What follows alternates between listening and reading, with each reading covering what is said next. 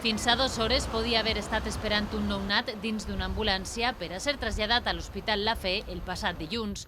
El motiu, una averia en el vehicle del SAMU que anava a fer el trasllat i que li va impedir eixir de l'Hospital Dr. Peset. Finalment, l'espera va ser de 45 minuts.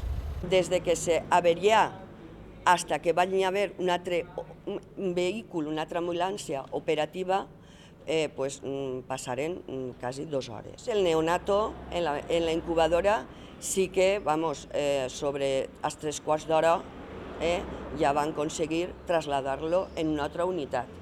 Des del sindicat UGT denuncien que el fet ocorregut a les portes de les urgències de l'Hospital Dr. Peset comença a ser massa habitual. Encara que complisca el parc mòbil la normativa, que no superen de 10 anys, si el manteniment per l'empresa adjudicatària no és com cal, aquests són vehicles que tenen molt de desgaste. Aquesta ambulància en concret acabava d'eixir de fer-li una revisió.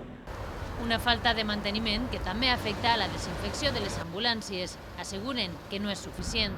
El tema també és la mala desinfecció que se les fa a aquestes ambulàncies. Dins de la funció dels tècnics d'emergències sanitàries entra el manteniment i la neteja, però que ahir la majoria de voltes s'ocupa tot l'equip.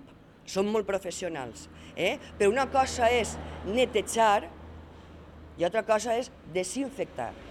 UGT recorda que este manteniment depèn d'una empresa externa i que ningú dona una solució. I se van passant la pilota d'una banda a altra. Preguntes a la direcció.